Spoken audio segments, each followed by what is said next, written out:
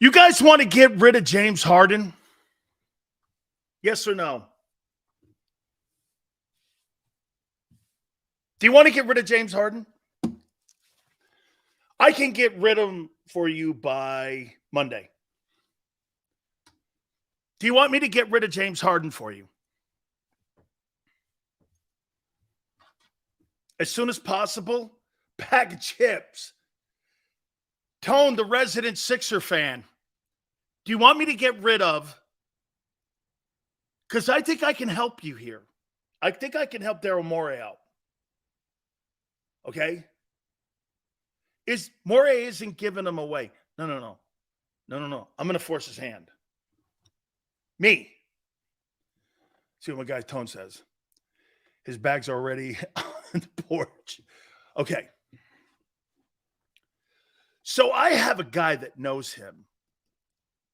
And I've posted a picture. My guy, Kevin Legret, who's the president of iHeart Sports. And he knows James Harden. So I'm going to get a message to him tonight that says this.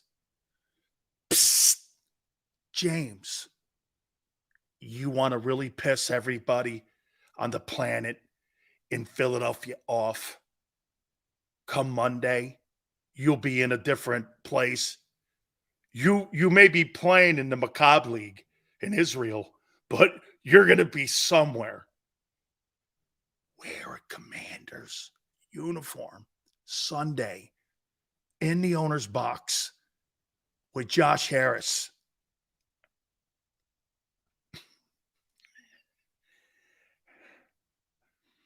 That city, he's trying to get a stadium. You want the fastest way to get no votes? Have James Harden wear I think he's going to. If he's smart, he wears the Commanders jersey on Sunday. Am I wrong? So you're at a party and you got a guy holding a sign up that Morey's a liar. He's going to go on Sunday to Lincoln Financial in a Commander's uniform, or better yet, a Cowboy jersey. Hey, to me, the more offensive thing's the Cowboy jersey if you're an Eagle fan. Am I right? The Commanders, hey, by the way, you haven't been threatened by the Commanders since Joe Theismann played, so you're not really caring about them too much. But if he shows up in a Cowboy, he's probably not going to show up in a Cowboy jersey in a Commander's booth with the owner. Can you imagine them going through a cutaway at Lincoln Financial and seeing, dear God, please, God, I love you, creator of everything, creator of all content. God, I love you. I mean it with all my heart. Please put James Harden in a Commander jersey on Sunday. Heavenly Father, I promise I will be a better person each and every single day, and I will not talk as much shit on Jalen Hurts come next week. I promise, in God's faith, amen.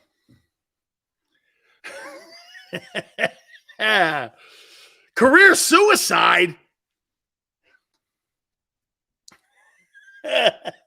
Holy, dude, that would be the story of the game. Okay? Hey, dude, everybody in Philly would go crazy. You think though, fan base, you would go crazy. Don't lie to God, Sills. I do my best. I do my best. Wow. Am I right, though? He shows up in a Commander uniform, sitting with Josh Harris, and they're cheering on. What if they win, too? He's got a Commando jersey on. He's sitting there, go team, eating hot dogs and shit. And he's got a he's got a Washington lid on. He's got a Commander's lid. Hey, come watch me play some basketball this this fall, man. Sixers are starting up. How you doing? Weren't you rooting against the Eagles on Sunday? Don't worry about it. Oh, yeah, that'll work. Hey, that works in San Francisco and LA and New York. That's not going to work in Philly, dude.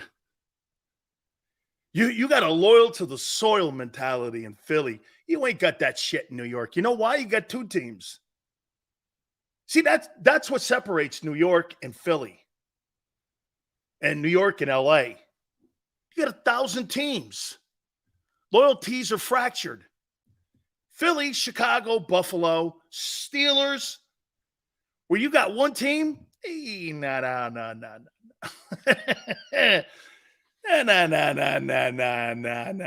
He knows that. You're damn right, Yale. That's why he's going to do it.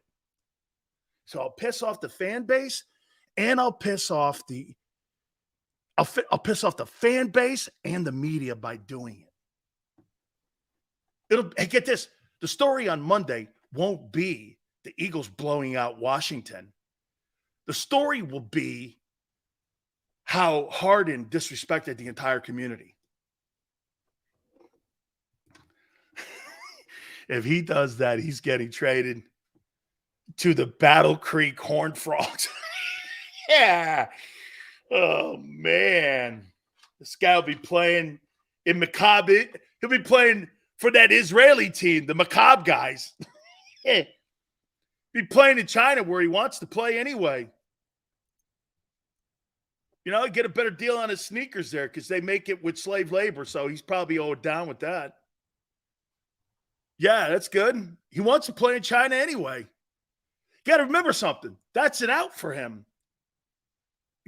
Just because the Clippers don't want him, he'll go play in China.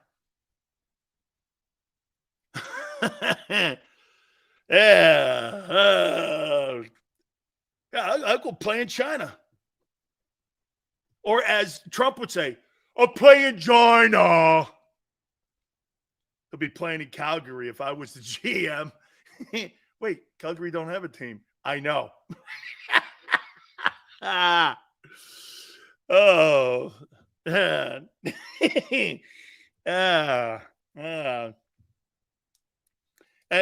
a minute. Calgary don't have a team. Bingo. How you doing? You watch this guy if he shows up. See, Embiid is so oblivious to everything, man. He'll, I don't know what that guy's capable of doing. You just don't know with him. Can I tell you, am I right when I say this? Some of you will get the comparisons. When I see sometimes Joel Embiid and the shit he does, doesn't he got like a Manny Ramirez kind of like aura about him? Like, do you really think Manny knew that he was playing in Boston or LA or Cleveland? Or do you think it was just Manny World? Do you think Manny Ramirez really knew where he was playing? I mean, I don't think he really cared where he was playing ever. Okay? Dan, hate on Calgary. I live here. I'm not hating on Calgary. I just said there's no hoop team there. I'm not saying that. Not at all, man. Canada's great. Oh, man. Yeah, I'm going to go to Lincoln Financial. Oh, Calgary Flames. The Calgary Stampede. The Calgary Stampede is a pretty cool thing, actually. Actually is, man. All right. Hey, man, could you see him? I hope he does that. That'll be it. Hey, you think Taylor Swift sitting in the box was a big story? Hey, Yale, right? Taylor Swift was a big story sitting in the Kansas City box at Arrowhead, right? James Harden sitting in the owner's box for the Commanders in a tight game in the NFC East with James Harden from the Sixers wearing a Commander lid and jersey. You might think that that's a little bit nutty. And you might think that that's a pretty good story. Woo! Dude, it'd be the most viewed and talked about game maybe in NFL history. Because you'd have crossover with NBA fans, Philly fans going psycho. Psycho. Dude, can you imagine what the headlines would be? Judas in the box. His name would be James Judas or Judas Harden. That's his new name. Is Judas Harden. It's not James Harden. Am I right, Tone? If he's sitting in that box with that uniform, his new name come Monday's Judas Harden. Okay?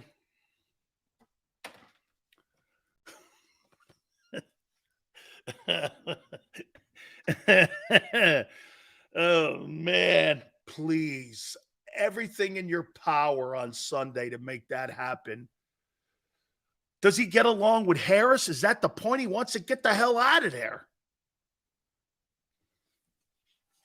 Oh. He's already untradeable. Well, then you send him to China. All right. Let me get to my top 10. Philadelphia Eagles so far after 3 weeks of play as we go into the final month of the season for the first month in the first quarter poll of the season. I'm willing to strap James Harden to their market and send him to the moon. Ooh, man. They got a league up there? They're going to have to ask Elon Musk. Pretty soon, SpaceX is going to have Commander Astronaut Judas Harden commanding the new shuttle to on the SpaceX. Yeah. I didn't know Judas Harden played in the Canadian League. I didn't know he was in the NHL. He plays for the Calgary Flames. I didn't know that. Now, see, there's another thing, too. It's Joe. Taylor Swift, I saw her in Eagle gear. Now she's hanging out in Kansas City gear. I mean, you can't be a Kansas City Chief. See, that's the one thing you can't be. If you see, this is why I'm Switzerland here. I don't really root for any team. I root for fan bases. I told you that. That's kind of what I am. I like fan bases. I like talking sports with fan bases. Sports teams, they're the widget. The passion of the fans is what I'm attracted to. That's why I like talking in certain places and not talking in certain places. San Diego is the worst sports market on the planet. Okay? Really, it's LA too. Horrible.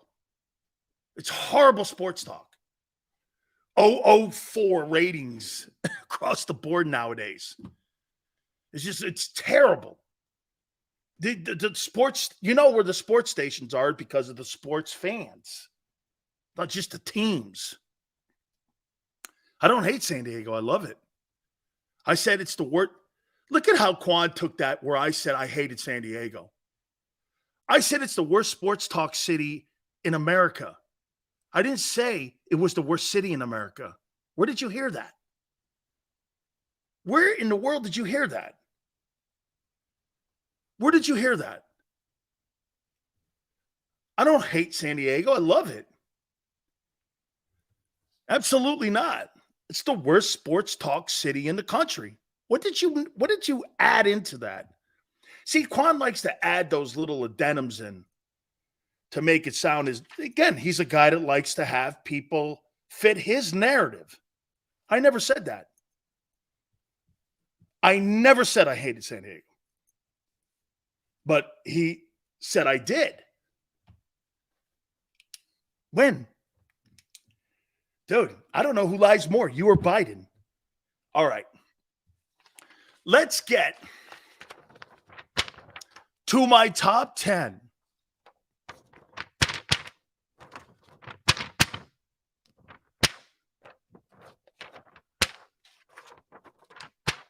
My top 10 performances by a Philadelphia Eagle. You know what? Give me some of your top performers. So far, I can't wait to see this list. Who have been your top performers so far for the Eagles? Swift, Davis, Carter,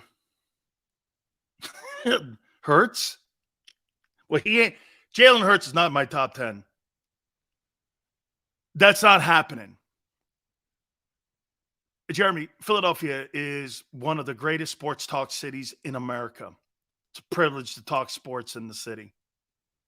It's tremendous. It doesn't matter who the hosts are.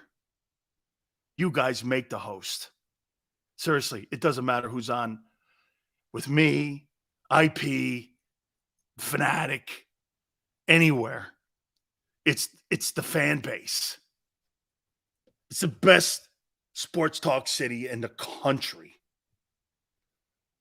Okay? I don't think it's close.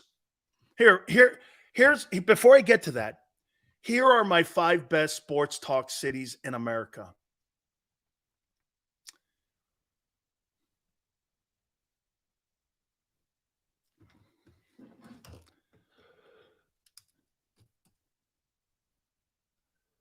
Five best sports talk cities in America.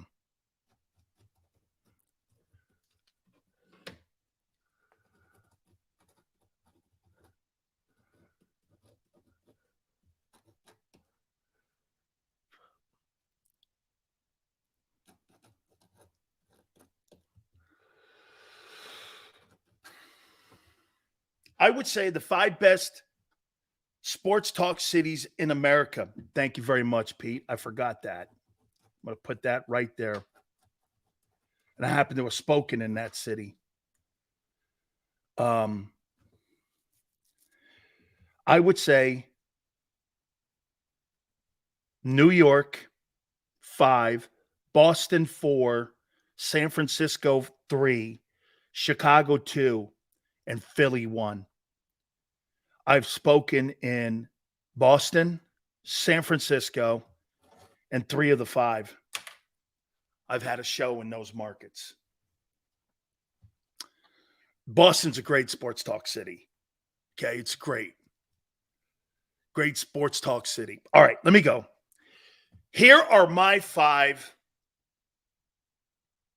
best performances so far by a Philadelphia Eagle. Number 10. I don't really believe he played well in game 1. I think he's played well 2 and 3. I've got left offensive tackle Jordan Mailata as my 10th best performer so far for the Philadelphia Eagles. Number 9, I think you're going to be a little surprised. Big Sills, can we get a, how you doing? Yeah. I think you're going to be surprised. Okay? Number 9, I thought the guy would be out of gas a little bit. I think Darius Slay's been all right. I got him 9. Hey, Tone, wouldn't you agree? Darius he's looked good. Blankenship being out, Bradbury being out. They kind of, Jefferson got a lot, but at the end of the day, it wasn't deadly a lot. I think Darius Slay's been okay. Okay? I do. Yeah, Ray, but I think he's been effective. I know. 31st and pass defense. They were good last week too.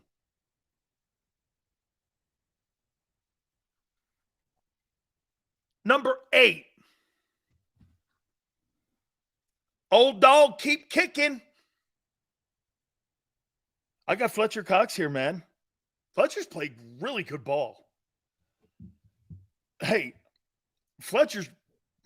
I think Fletcher's played really great football. He's been good, man.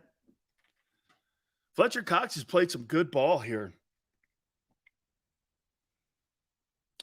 Number 7.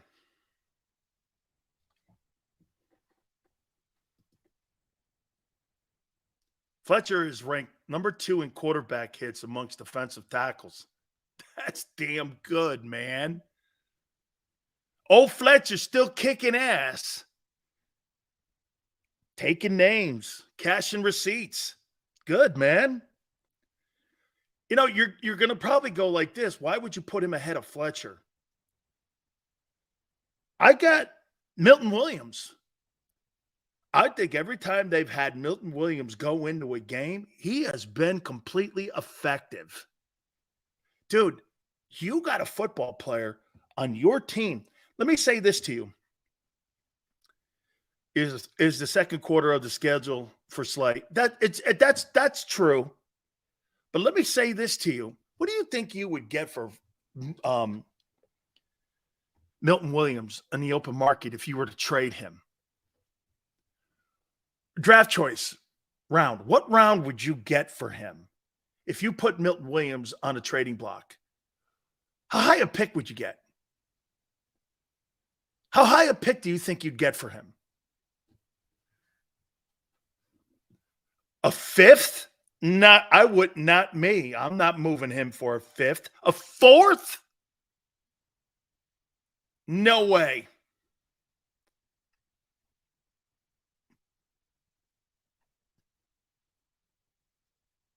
Third? That's a great pick. He's not first or second because he's a backup, but a third rounder? Where was he drafted? Milton was drafted 3rd round, 73rd overall. So right now you may be middle of the second, 3rd round. So let me get this right. He was drafted in the 3rd round and he's been sitting on the bench and he hasn't lost value. Sitting on the bench behind all these talented guys. It shows you when he steps on the field, that guy is an asset. Dude, Milton Williams is probably the middle of the 2nd round. He's a 2nd round pick. He would start on 75% of the teams in the league. He is the heir apparent to Fletcher Cox when he leaves. By the way, as of right now, I'm going to offer Fletcher Cox a contract to come back. Okay? I want you to understand something about Milton Williams. Milton Williams, I'm not sure he's ever started a down in the NFL. And he was drafted in the 3rd round and has not lost value. And his value right now is probably 2nd or 3rd round. That guy's a good ball player, man. How about this? Do we all agree? Andre Dillard was drafted in the 1st round. You think he lost value compared to where he was drafted? Now, I will say this. What saves him is the fact that he couldn't start in Philly's O-line. That's not a horrible thing. I know some people look at Andre Dillard and go like this. Sills, he never really was a starter in Philly. Well, is that horrible when you got Isaac Seumalo and Lane Johnson and Jason Kelsey and Landon Dickerson and Jordan Mailata? Is that really that awful? Is that really that awful? See, next season, Milton will be in a contract year. I'm curious to see how he handles it. Well, you know what will happen, okay? Howie will either deal him for a draft pick. Can you imagine this? You have a guy that never started a down for you, and Milton Williams. And next year's draft, when you go to try to get more assets, you trade him for a 2nd round pick, and he never started for you. How many players have you ever seen in Philadelphia that never started a down, that hold their value like that, and you get a 2nd round pick? So your backup get a number 2 pick? Have you ever seen that? I know quarterbacks and starters and wide receivers who, when they get, look at Jalen Reagor. Jalen Reagor was a first-round pick. You got a 7th rounder for him. You got a 7th rounder. A+ show, Sertan to San Francisco. Dolphins are a problem. They sure are, Hollywood. Milton Williams is a big-time asset for the Eagle future, for the helping of the Eagle future. Okay? What a great draft choice. In his 3-year career, Milton has only 4 starting games. That's unbelievable. And he's graded out one of the top DTs in the league. Do you understand that? He's played a total of 885 snaps, and everyone around the National Football League has high praise for that guy. He's a good football player. He underappreciated because you have, look, he's underappreciated because you have such great talent in front of him. You have players on your roster that are, I understand we're little issues with our internet here, and I appreciate everybody.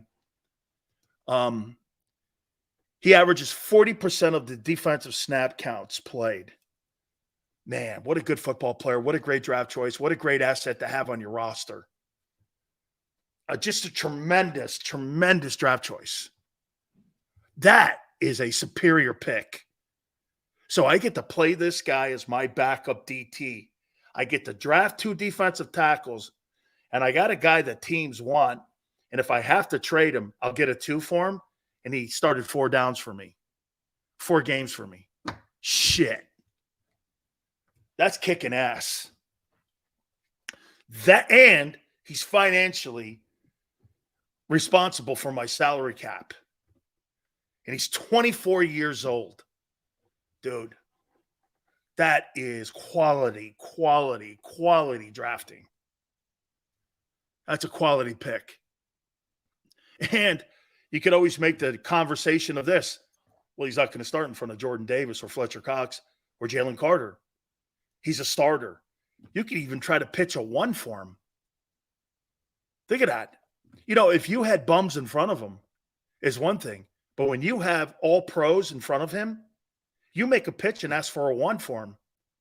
Hey, give me a late first rounder, top of the 2nd round. I'll take it. I'll take a 31st, 30th pick. Maybe I'll combine a pick. A third. Hey, I'll give you Milton Williams and a 3rd for the 31st pick. Would you do it? That's the kind of shit you do if you're Howie. Say you need a 1st-round pick and you like a guy in next April's draft. And you go like this. Guy's looking for a defensive tackle. He looks at him in the draft and he goes, there's not really one better than Milton Williams. Okay, well, I'll give you a 4th-round pick and Milton Williams for that 31st pick. Would you do that?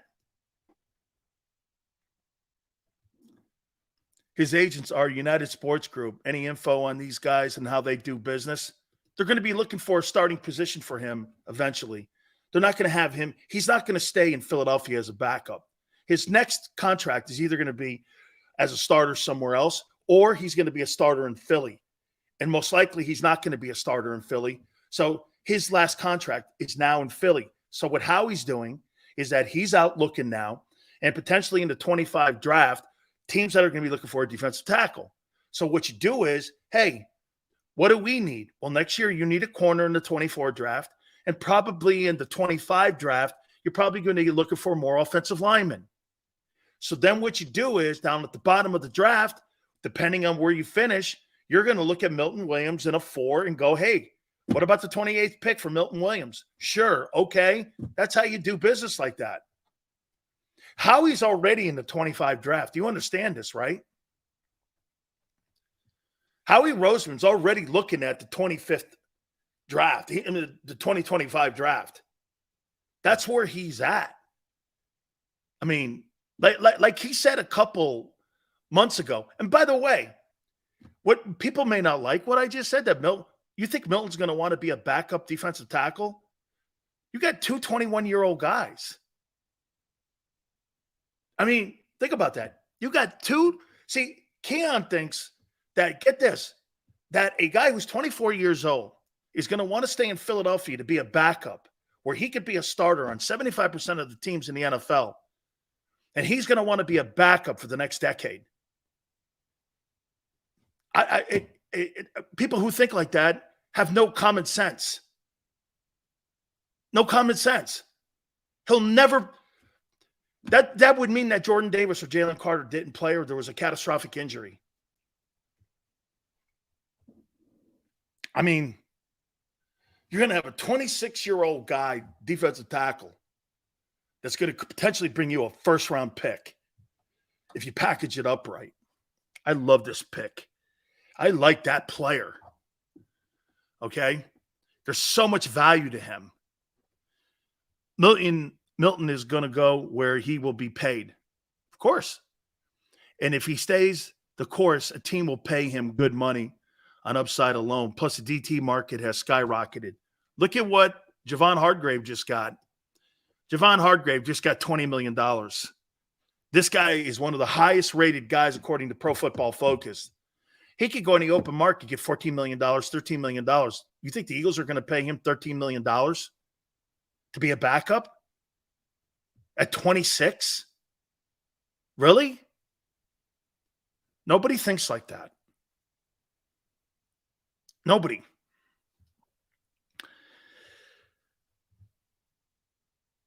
Top 10 Eagle performers.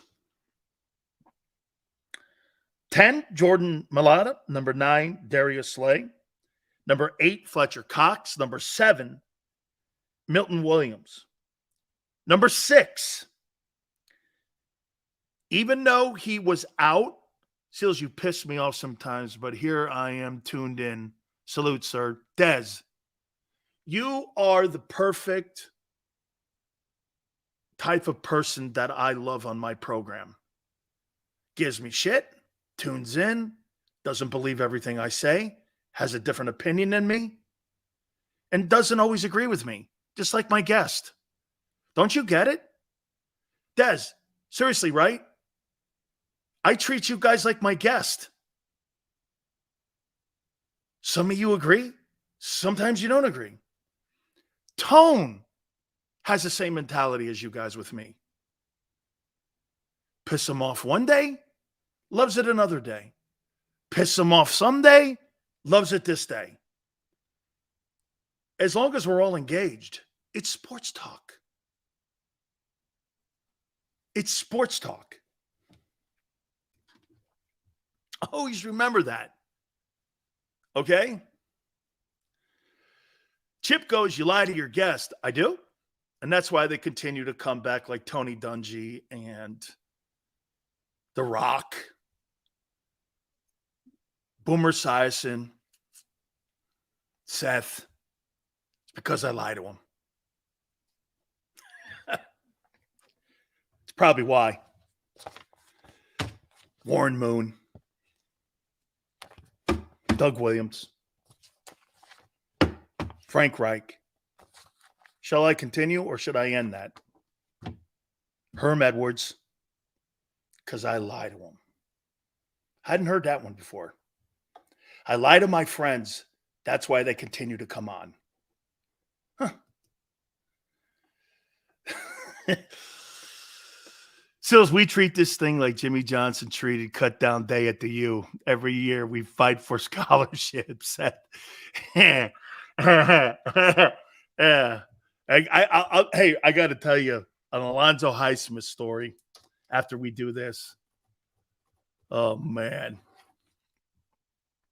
I got Reed Blankenship at 6. Reed's played great ball, man. He's played great ball. I want to see him play consistently now. Number 5. Man, I love this player. I totally love Josh Sweat. He is one of my favorite players you have on your football team. That dude is so good. Sets the edge, rushes the passer, plays the run. Great teammate. Knows his technique. Never gets He always plays as deep as the ball on backside plays, never lets the counter play come back where he's cheating. He never cheats in technique. He is so fun to watch play a game. He is, I mean, his talent. And here, we just got through talking about Milton Williams. Milton Williams is a really good player. Like, I'll tell you this, the way Milton Williams is talent, if he were to go in today's NFL draft, he'd be a first rounder. Josh Sweat is a first rounder, but teams were scared of the knee. You got 2 first rounders in the 4th and 3rd. You get that, right? People don't point this out to you. Sweat is a first-round talent. Milton Williams. Who do you think is a better ball player, Mozzie Smith or Josh Sweat? Who's a better ball player? I mean, dude, Josh Sweat, did he go in the 4th? Was he a 4th or 5th round guy? Dude, he's a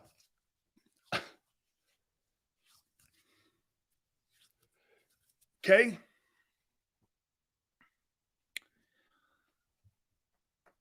Number 4. Let me ask you something here. Not throwing shade on Devontae. I got Devontae 4. I love the player. If you had to do it all over again, would you rather want Micah Parsons or Devontae Smith? Just asking. It's a hindsight conversation, so it's not a knee-deep end to it. I'm not because Devontae is a really great ball player. Come on, guys. Smitty over Micah Parsons? You would take Smitty over Micah Parsons. Really? Come on. See, what Quan just said, hey, Quan, I'll say this to you. I never saw, Quan, the Micah that we see in the NFL at Penn State. I didn't see that either. I think that's got a lot to do with Dan Quinn. Okay? I think that's got a lot to do with Dan Quinn and what they did with him. Hey, but Tone, don't you agree? I get you. But they kind of fell into who Micah Parsons is after their end got hurt. Remember, they said it. They go, we had to get a pass rush going, so we put his hand in the dirt.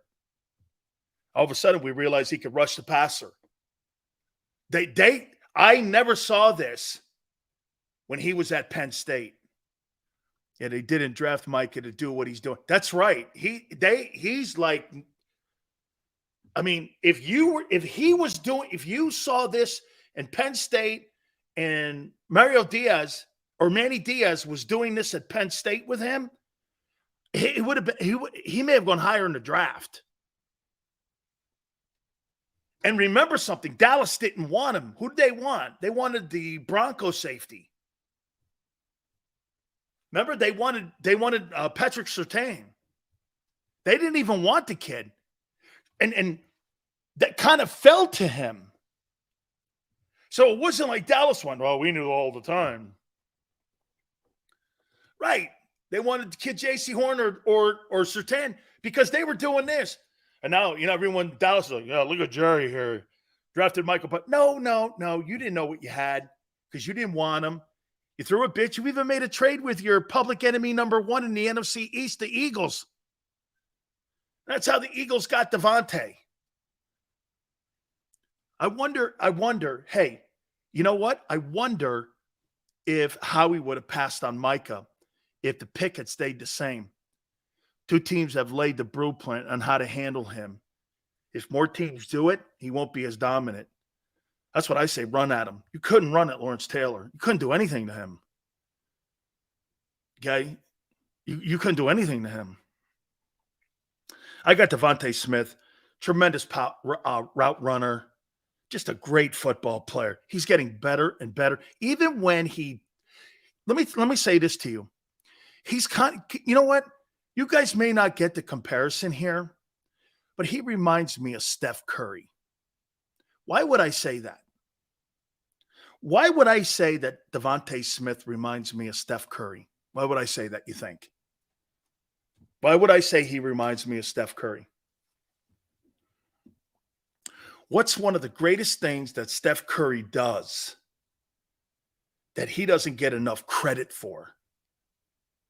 When he is off the ball and the way he moves around and how he runs his opponent into the dirt without the ball is what makes that guy one of the most difficult covers on the planet. Am I right?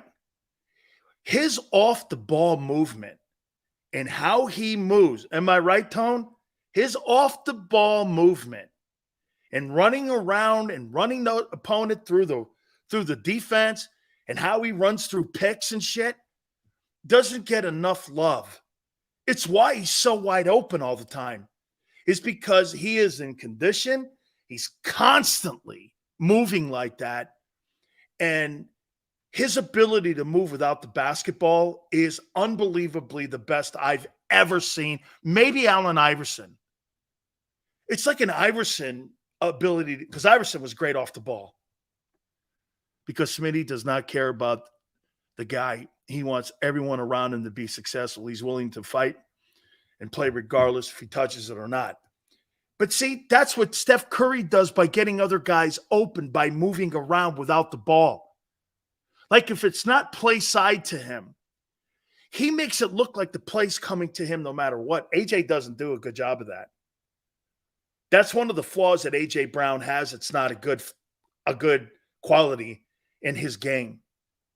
That's why sometimes you see on picks, he looks like he's not trying. You're never going to see that with Devontae. Devontae's going to fight for everything. Okay? He's completely going to fight for everything. Like Randy Moss did that shit. Randy Moss would take the play off. And you knew when the play wasn't coming that side. So what would you do? You cheat your defense and slide it over. It's a selfish player. And Smitty again. Okay? Great. Number 3, I got Jordan Davis. It's been a renaissance year for him. Really has. We said something at the beginning of the year. I wonder if he was comfortable in that backup role last year. I like Marvin Harris in comparison. He's nasty on the sidelines. That's totally the comparison. I wonder if he was comfortable being a sub.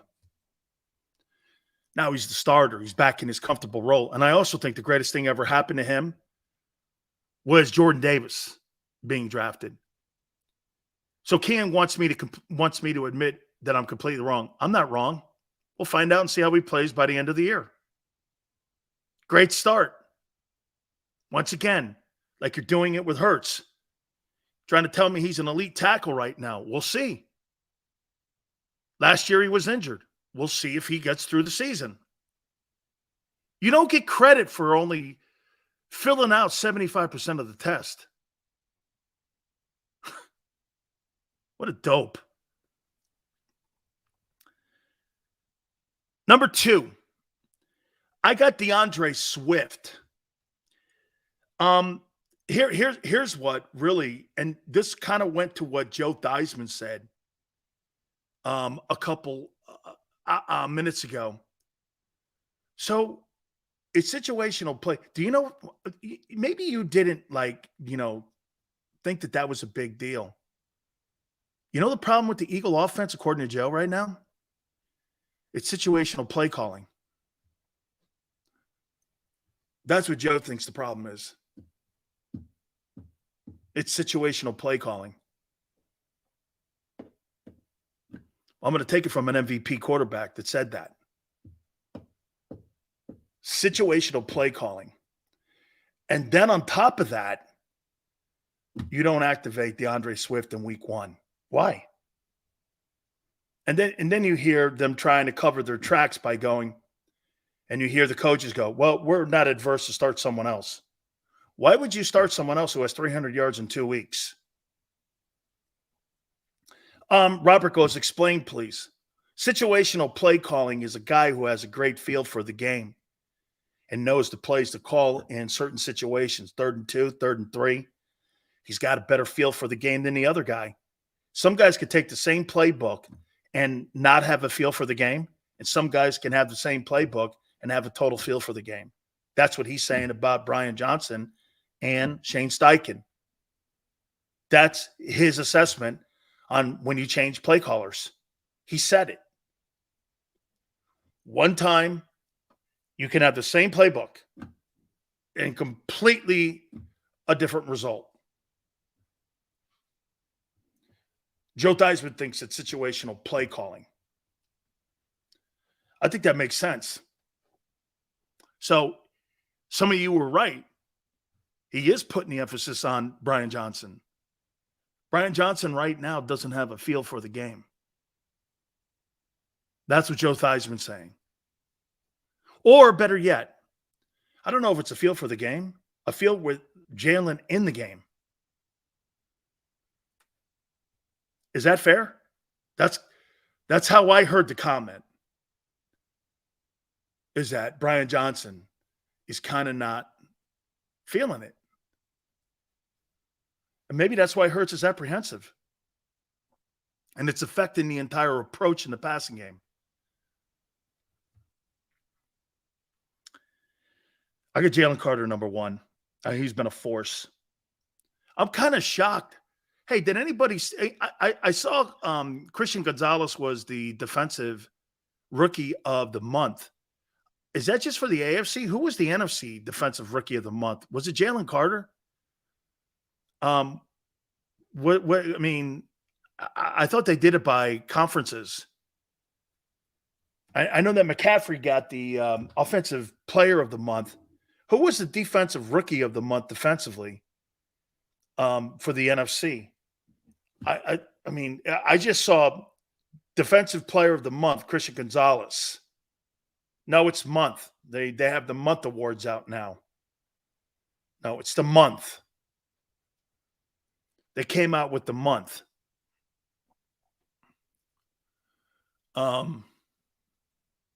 So Jordan Mailata 10, Slay 9, Fletcher Cox 8, Milton Williams 7, Reed Blankenship 6, Josh Sweat 5, Devontae Smith 4, Jordan Davis 3, DeAndre Swift 2, and Jalen Carter 1. Those are the Eagle best 10 performers so far that I've seen after the first 3.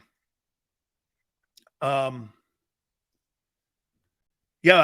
wanted to know who the player of the month was because Parsons was the NFC player defensively of the month. They have a rookie defensive player. Christian Gonzalez, I guess, is for both. Okay.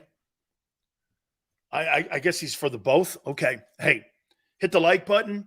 Please keep it here on the National Football Show. We'll talk about tonight's game with the Lions and Packers. We'll do that next. Keep it here on the National Football Show.